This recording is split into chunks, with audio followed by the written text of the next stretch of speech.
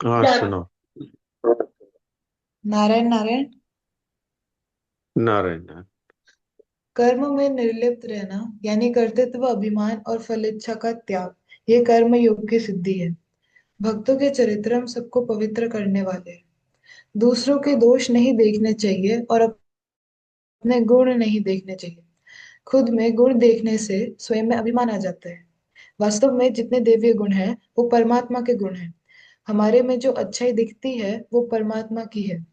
भगवान कहते हैं, जहां जहां पर तुम्हें विशेषता दिखाई दे वो मेरे ही अंश का एक भाग है, अर्थात वो मेरे से ही है। अपने में दोषों को देखना चाहिए, जिससे उन्हें अपने में से निकालें। अपने गुण अपने है ही नहीं, वो परमात्मा के दिव्य गुण हैं। जो दोष देखते हैं वो आने जाने वाला है।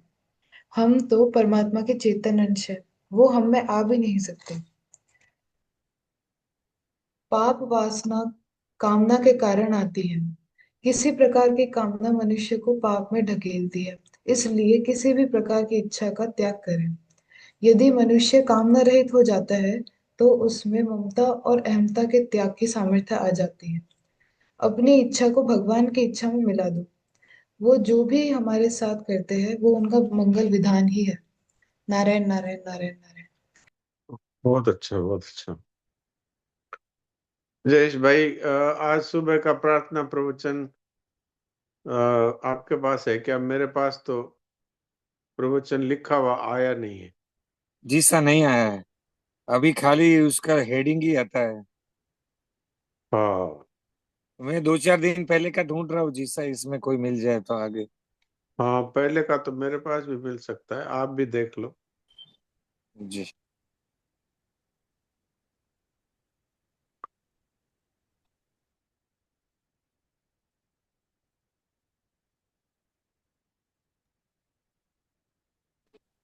जी सा, तब तक अपने श्लोक पाठ करने का गीता जी का। हाँ, श्लोक पाठ कर लेते हैं तब तक।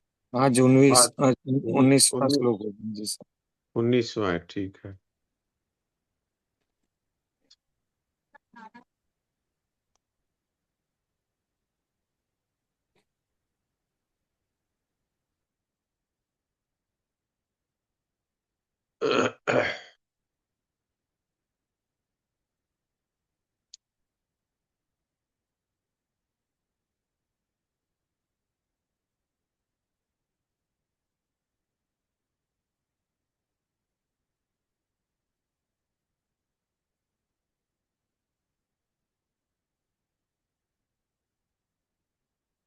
आपको नहीं मिले तो 27/10 का निकाल लीजिए।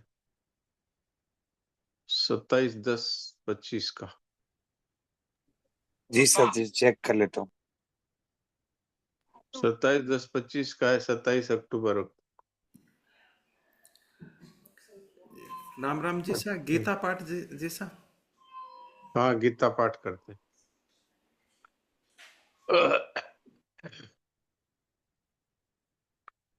चौथे अध्याय का 19वां श्लोक मैं पढ़ता हूँ, तो आप लोग अपनी गीता जी पे दृष्टि रखिए।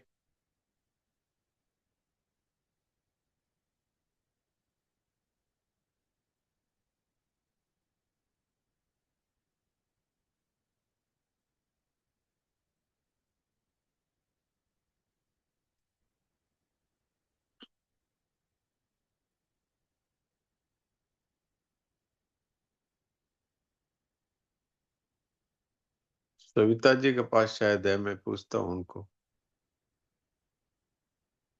हाँ सविता जी, बताइए।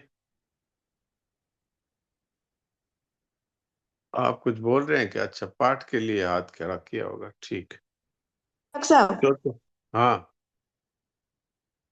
कुछ बोल रहे हैं सविता जी आप?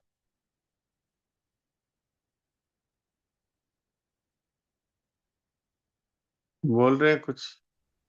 आप अपना माइक खोल लीजिए। हाँ डॉक्टर साहब, मेरे पास है और मैंने आपके व्हाट्सएप पे भेजा है आज का हाँ, प्रवचन।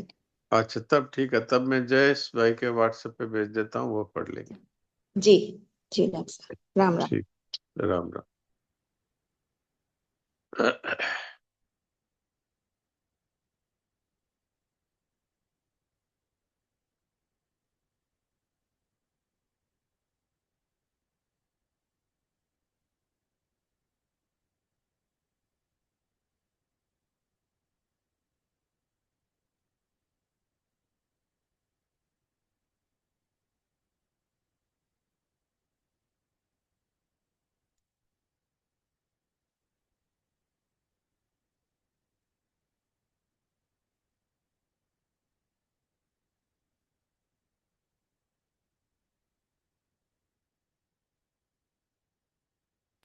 जी सा आ गया। हाँ ठीक है, मैं अब गीता जी का पाठ करा देता हूँ, फिर आप पढ़िएगा। गीता अध्याय 4 श्लोक 19। यस्य सर्वे समारंभा काम संकल्प वर्जिताः ज्ञानाग्निदग्ध कर्माणं तमाहुः पंडितं बुधाः। यस्य सर्वे समारंभाः काम संकल्प वर्जिताः ज्ञानाग्निदग्ध कर्माणं तमाहुः पंडितं बुधाः। जिसके संपूर्ण कर्मों के आरंभ संकल्प और कामना से रहित हैं तथा जिनके संपूर्ण कर्म ज्ञान रूपी अग्नि से जल गए हैं, उनको ज्ञानी जन भी पंडित अर्थात बुद्धिमान कहते हैं।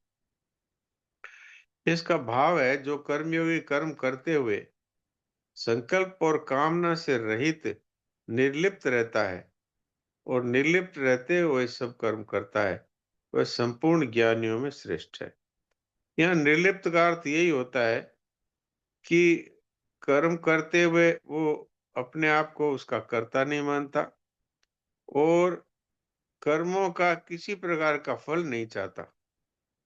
इसको निर्लिप्तता कहते हैं। तो इस तरह से जो केवल सेवा के लिए बिना किसी स्वार्थ के कर्म करते हैं, उनको ज्ञानी जन भी पंडित कहते हैं और उनके संपूर्ण कर्म है वो अकर्म हो जाते हैं, अर्थात किसी प्रकार का फल, सांसारिक फल नहीं देते, प्रत्युत परमात्मा की प्राप्ति अथवा आत्मज्ञान करा देते हैं।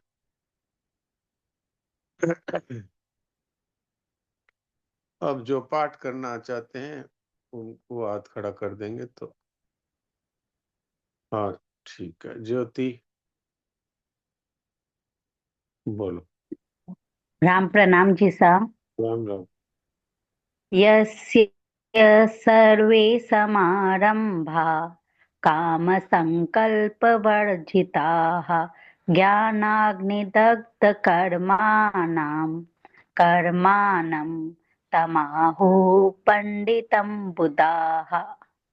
बढ़िया, एकदम अच्छा है। कहना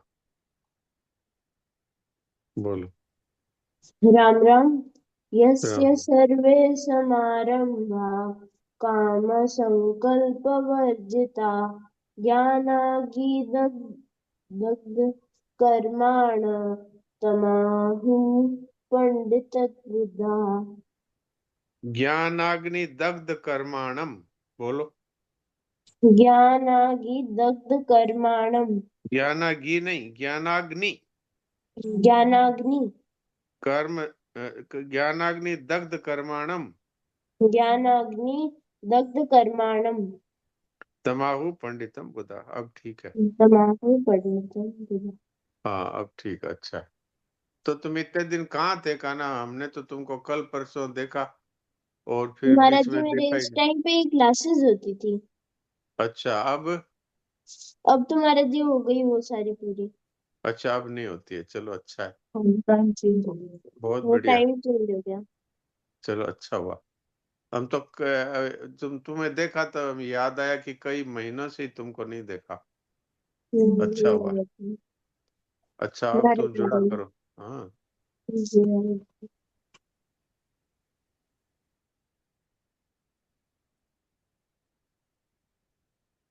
कमला देवी।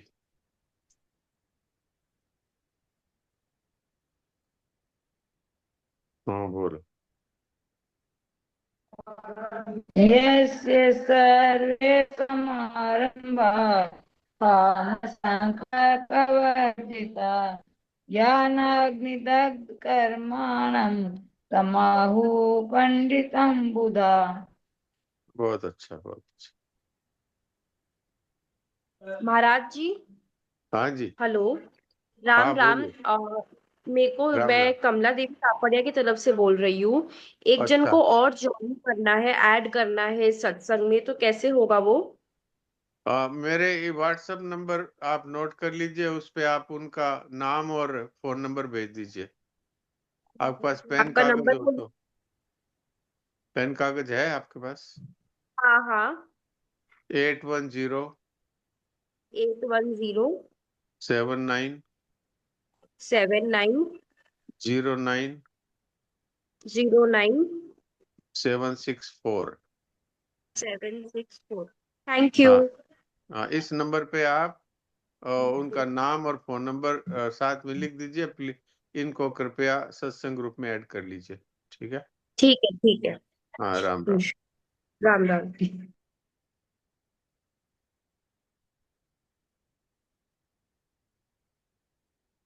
नारायण नारायण। तो अब जयेश भाई आप सुना दीजिए। नारायण नारायण नारायण। नारायण नारायण।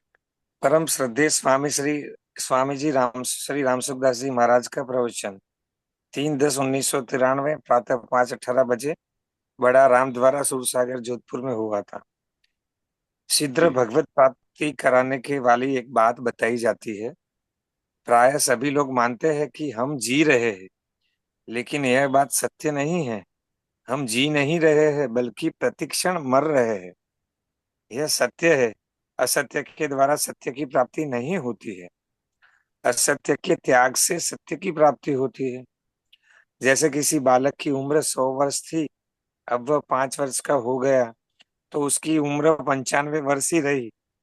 उसके जीवन का समय 5 वर्ष कम हो गया। इस तरह से उम्र कम होते होते मर जाते हैं, तो कहते हैं कि उम्र पूरी हो गई। जी जी सर, ये एक पाठ पढ़ लिया। जी। तो ये एक बहुत ही महत्वपूर्ण बात है जो महाराज जी बता रहे हैं कि सब लोग ये मानते हैं कि हम जी रहे हैं, लेकिन सच्ची बात ये है कि ये शरीर तो प्रतिक्षण मर ही रहा है ना। तो इस शरीर को अगर हम मानते हैं कि यही मैं हूं, तो इसके द्वारा हमें परमात्मा की प्राप्ति हम बुद्धि से कर लेंगे, समझ से कर लेंगे, या किसी किसी प्रकार के परिश्रम से हो जाएगी। तो ये वास्तव में भगवत कृपा से ये हमें परमात्मा की प्राप्ति होती है। इसलिए इस असत्य को हमें स्वीकार नहीं करना चाहिए। असत्य क्या है कि मैं जी रहा हूं, ये असत्य है। लेकिन अगर जिस मैं को आप शरीर मानते हैं, वो शरीर तो प्रतिक्षण मर ही रहा है ना। तो मान लीजिए कि कोई 95 वर्ष की उम्र पाने वाला है और 5 वर्ष का हो गया है, तो अब वो 90 वर्ष का ही रह गया। इसी तरह उम्र कम होते होते ये शरीर मर जाता है। जी हम अच्छा काम करें चाहे मंदा काम करें चाहे न करें, शरीरों के मरने का प्रवाह नित्य निरंतर चलता रहता है। इस प्रवाह को कोई भी रोक नहीं सकता है। शरीर निरंतर मर रहा है, ऐसी जागृति हर समय रहनी चाहिए। जैसे हम जोधपुर में हैं, इसकी एक भी माला नहीं फिरानी पड़ी, फिर भी भीतर में संदेह रहित यह बात बैठी हुई है कि हम जोधपुर में हैं। ऐसे अपने को यहाँ का स्थायी रहने वाला नहीं मानने से बड़ा पारमार्थिक पारमार्थिक लाभ हो जाता है। अपने को स्थायी मानकर ही मनुष्य पाप, अन्याय, अत्याचार आदि करता है। अपनी दृष्टि शरीरों के नाश पाने की तरफ रहे तो सत्संग में सुनी हुई बातें जीवन में काम आना शुरू हो जाती। हाँ, देखिए ये यहाँ बहुत महत्वपूर्ण एक बात कह रहे हैं महाराज जी कि हम ये मानते हैं कि हम, जैसे कि उस समय में महाराज जी जोधपुर में प्रवचन कर रहे थे, तो कह रहे हैं कि जैसे हम ये मानते हैं कि हम जोधपुर में हैं, तो इसका अर्थ है कि यहाँ कुछ दिन रहेंगे, फिर हमको यहाँ से जाना है। ऐसे यदि हम इस शरीर में रहते हुए, इस तरह संसार में रहते हुए ये माने कि भाई यहाँ से तो हमको जाना है, ये हमारा स्थायी घर नहीं है। हमारा स्थायी घर तो परमात्मा का धाम है। तब क्या होगा कि यहाँ से जाना है, इस बात की जागृति रहेगी, तो आदमी अन्याय अत्याचार नहीं करेगा। अगर हमारी दृष्टि इस पर रहे कि भाई हम तो प्रतिक्षण मर रहे हैं, अर्थात ये शरीर प्रतिक्षण जा ही रहा है, तो ये कब चला जाएगा पता नहीं, तो थोड़े रहने के लिए और हम पाप और अत्याचार ये क्यों करें, क्योंकि आगे तो फिर हमको नरकों में और नीच योनियों में जाना पड़ेगा। इसलिए परमात्मा के धाम में जाना है, क्योंकि यहाँ तो सदा रहना नहीं है। जब मनुष्य सदा रहने की सोचता है तभी वो पाप करता है, अन्याय करता है, अत्याचार करता है, दुराचार करता है। हमने कलकत्ता में देखा है कि जब वहाँ सड़कों पे ट्राम चलती है, तो किसी को जाना होता है 10-5 किलोमीटर या 2-4 किलोमीटर, तो वो उसमें बैठ जाता है और फिर थोड़ी देर में उतर जाता है। तो ट्राम पूरी भरी हुई रहती है, फिर भी कोई चढ़ना चाहे तो वो लोग उसको हाथ पकड़ करके अंदर ले लेते हैं। क्यों ले लेते हैं कि अरे अभी उतर जाना है, स्थायी रहने वाली जगह नहीं है। लेकिन ट्रेन में जहाँ एक दिन रहना है, पहले पहले तो ऐसा भी होता था, 2-2 3-3 दिन भी रहते थे। ये दूरी की ट्रेनें होती थी, तो उसमें जब कोई घुसना चाहता था तो अंदर वाले यात्री कहते थे कि अरे आगे जाओ, आगे जाओ, आगे जाओ। इसका अर्थ ये था कि अरे हमको यहाँ पर रहना है, और ये आ जाएगा तो हमारे जगह कम हो जाएगी अथवा हमें असुविधा हो जाएगी। तो इससे सिद्ध क्या हुआ कि जब हम स्थायी रहने का सोचते हैं, तब हम उल्टा सीधा काम करते हैं। लेकिन जब हम देखते हैं कि अभी उतर जाना है, तो फिर हम अ, दूसरे को भी सुविधा देते हैं। तो अगर हमारे ये मन में हर समय याद रहे कि शरीर निरंतर मर रहा है और हमें तो परमात्मा के धाम जाना है, तो क्या है कि हम अन्याय अत्याचार आदि नहीं करेंगे। इसलिए संतों ने कहा है, दो बातन को भूल मत, जो चाहे कल्याण नारायण एक मौत को, दूजे श्री भगवान। हाँ जी, आगे। संयोग और वियोग में संयोग अनित्य है और वियोग नित्य है। पहले वियोग था, अंत में वियोग होगा, और वर्तमान में भी प्रतिक्षण संयोग वियोग में जा रहा है। शरीर संसार का निरंतर वियोग हो रहा है, फिर भी हम इनको रखने की चेष्टा करते हैं कि शरीर बना रहे, कुटुंब बना रहे, मान प्रतिष्ठा बनी रहे, धन संपत्ति बनी रहे, ऐसी इच्छा होती है। इसका मतलब है कि अभी हमने शरीर संसार को ठीक से जाना नहीं है। शरीर संसार के नाशपने को ठीक जान लेते तो इनको बनाए रखने की चेष्टा नहीं करते। भगवान ने हमको विवेक दे रखा है, लेकिन हम उस विवेक का उपयोग नहीं करते। हमें अच्छी तरह मालूम है कि हमारे ये शरीर पहले नहीं था और कुछ समय बाद नहीं रहेगा, और ये जो परिवार है इसमें कई सदस्य पहले नहीं थे और कई थे वो चले गए, और इसमें अब जो है उनमें से भी आने वाले समय में कितने चले जाएंगे, इस शरीर का भी भरोसा नहीं। और जो धन आया है वो कितने दिन टिकेगा, जो व्यापार में हमें जो फायदा हो रहा है वो कब नुकसान में बदल जाएगा। अर्थात जो पहले नहीं था और पीछे नहीं रहेगा, वो अभी भी प्रतिक्षण नाश में जा रहा है। तो शरीर और संसार का निरंतर वियोग हो रहा है। यदि ये बात हमें समझ में आ जाए, तो फिर इसको बनाए रखने की चेष्टा नहीं रहेगी। शरीर बना रहे, कुटुंब बना रहे, धन संपत्ति बने रहे, ऐसी इच्छा होती है। इसका मतलब अभी तक हमने शरीर और संसार प्रतिक्षण जा रहा है, इसको ठीक से समझा नहीं। हाँ, सुन लिया है और फिर इस पर विचार नहीं किया। और कई कई बार तो ऐसा होता है, हमने सुन लिया, दूसरों को भी सुना देते हैं। जैसे किसी की मृत्यु हो जाती है तो हम लोग बड़े ज्ञानी बनते हैं, उनको जाकर के कहते हैं भाई आत्मा तो सदा रहता है, शरीर तो सदा ही मरता है, वास्तव में तो ये संसार है, ये सब का सब नाशवान है, ये तो मृत्यु संसार सागर है, इस तरह कहते हैं। और जब हमारे यहाँ कोई मर जाता है तो हम रोते हैं।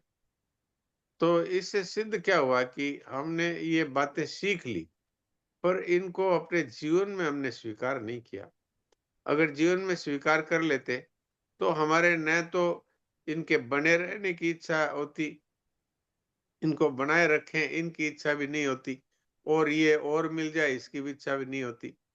और हम इस बात को यदि समझ जाते कि ये प्रतिक्षण नाश में जा रहा है, तो इसको इसको न तो रखने की इच्छा करनी है, न इसके जाने की इच्छा करनी है। जो भगवान की इच्छा होगी वो होता रहेगा, क्योंकि जो पहले नहीं था वो पीछे भी नहीं रहेगा, तो अभी भी प्रतिक्षण नाश में जा रहा है। इस तरह ठीक से जान लेता है, उसको अपने स्वरूप का अनुभव हो जाता है, अथवा परमात्मा की भक्ति में उसकी रुचि हो जाती है। जी।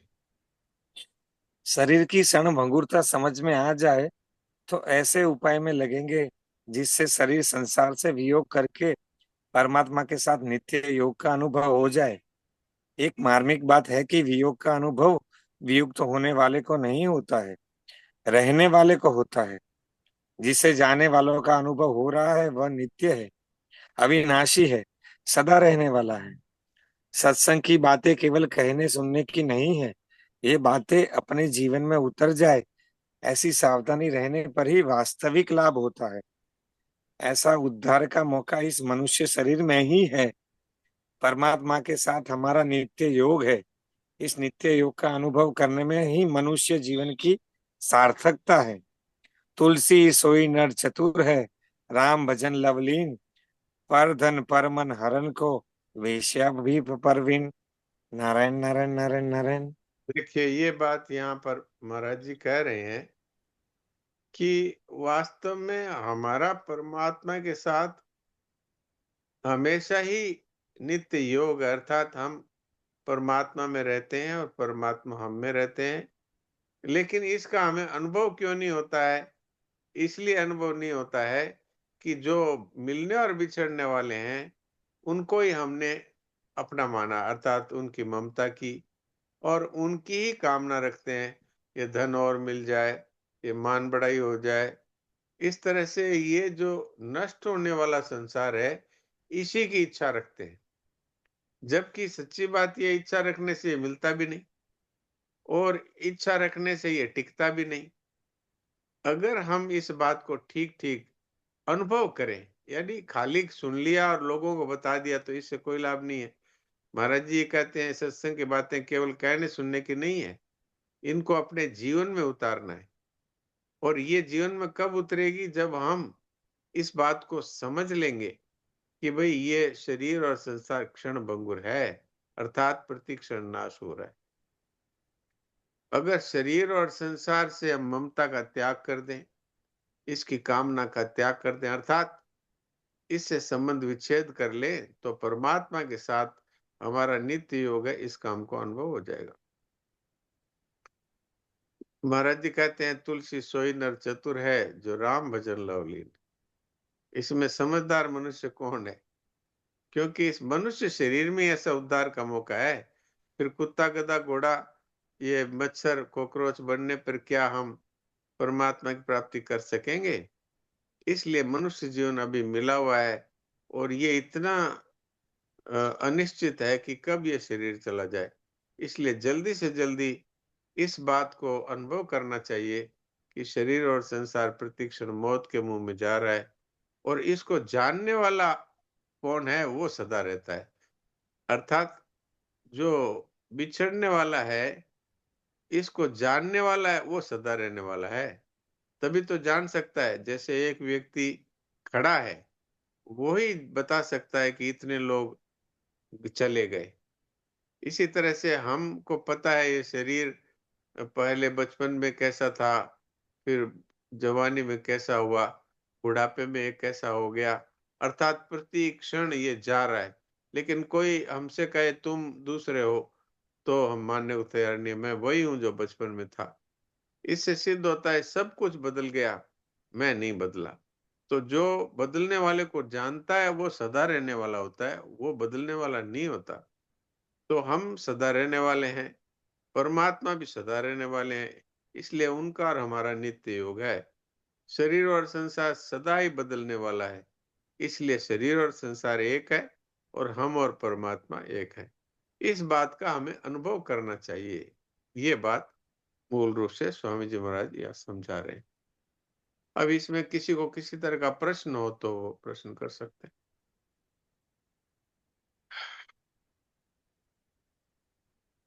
लक्ष्मी केजरीवाल, बोलिए। हाँ जी, जी सर, राम राम। राम राम। ये शरीर का बोले ना, कोई भरोसा नहीं है। उसके बारे में एक बात बताती हूँ आपको। आज दोपहर में 2:30 की बात है। जी, मेरी लड़की की फ्रेंड है, हमारे दामाद हाँ के जी, साथ उसका आदमी पड़ा हुआ है। हाँ जी, हाँ जी, 52 साल का था, 52 साल हाँ, का। दो हाँ, लड़की है, तो लड़की ऑफिस जा रही थी तो टिफिन घर पे छोड़ गई। हाँ जी, तो वो टिफिन लेके देने के लिए स्टेशन पे गया भाग करके। बाजू में हाँ, स्टेशन होगा, तो हाँ, वहीं उसका जी घबराया, स्टेशन पे हाँ, गिर गया। हाँ जी। लड़की हॉस्पिटल लेके गई, तो वहां डॉक्टर ने पंप मारा, वो वहीं खत्म हो गया 5 मिनट में। बोलो, ऐसी बात ये है। उम्र हो अब गई तो, आज की आज। हाँ, तो ये तो मेरी शरीर का मेरी लड़की एक को क्षण का, संतोष, मेरी लड़की आज घबरा रही है, मम्मी क्या हो गया। ऐसा बच्चे घबराते नहीं है, होता है ऐसा। जिंदगी को कोई भरोसा नहीं है, जो करना सो कर लो अभी। उम्र मत देखो। हाँ, धर्म ये सही है। गुण पूजा पाठ सब करो। हाँ, बिल्कुल। हम तो ये शरीर तो, समझाते हैं, उम्र मत देखो आजकल। हाँ, उम्र का नहीं है, उम्र कितने दिन का श्वास है। वो श्वास खत्म हो कोई जाएगा तो पता उसी नहीं है। क्षण मरना पड़ेगा। देखो 5 मिनट में घर पे रहा ही नहीं, स्टेशन पे गिर गया, चला भी गया। किसको संतोष ही नहीं होता ऐसे। हाँ, सही बात है, सही बात है। मैंने तो ऐसे दूसरे भी केसेस देखे हैं।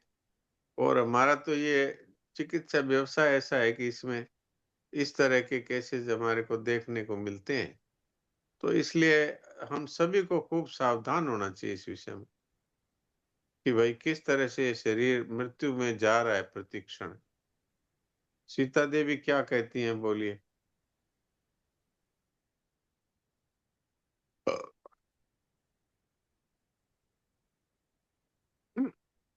हाँ, सीता देवी बोलिए।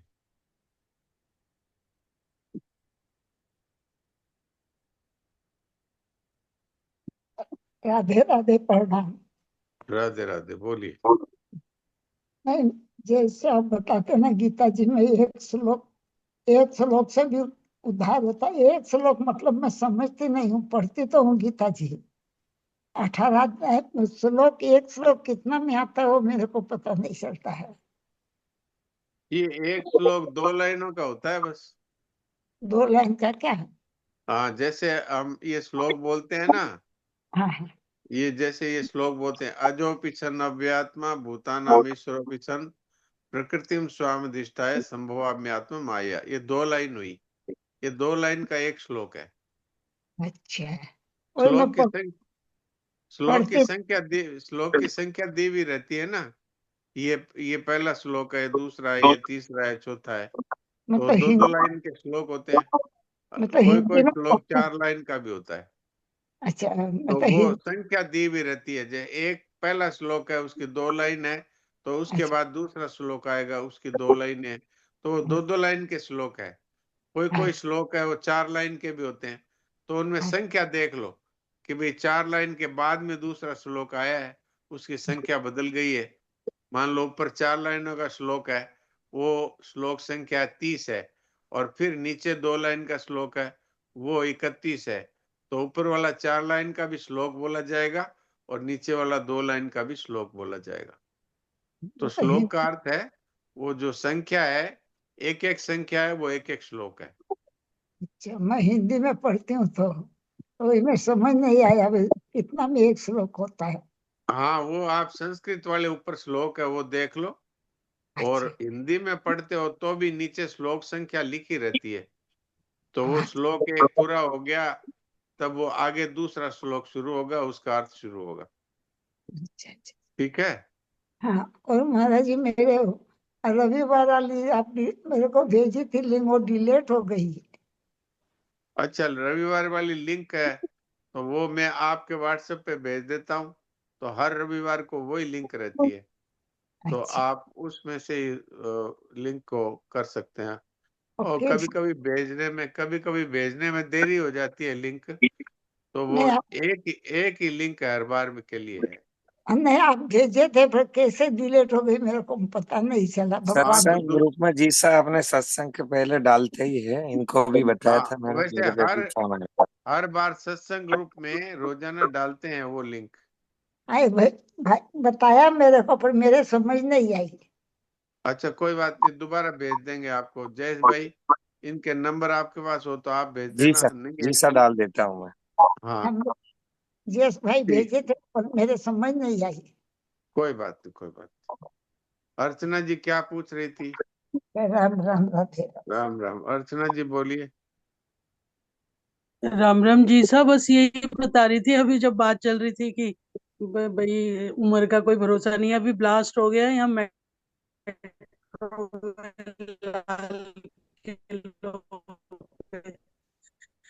लाल किला में, गाड़ी पे, मेट्रो के गेट पे, 1 नंबर पे।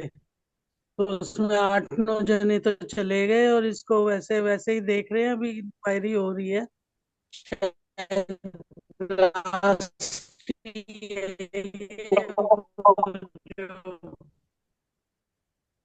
हाँ तो ये संसार का यही हालत है अभी, प्रतिक्षण जा रहा है।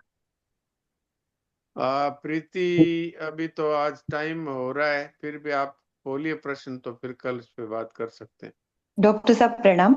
मुझे प्रश्न नहीं पूछना है, मुझे मुझे जो गदगद हो जाता है ना मेरा मन देख के, जैसे माता जी अभी पूछी थी, उनको भी आपने बहुत अच्छा समाधानकारक उत्तर दिया। छोटे छोटे बच्चे भी यहाँ पर पूछते हैं, बात करते हैं, जी तो वासुदेव सर्वम की भावना घटती है, तो मुझे बहुत अच्छा लगता है। प्रणाम। जी जी जी, बहुत अच्छा। तो अब थोड़ी देर के लिए हम लोग सभी शांत हो जाएं, अब कुछ सेकंड ही बचे हैं।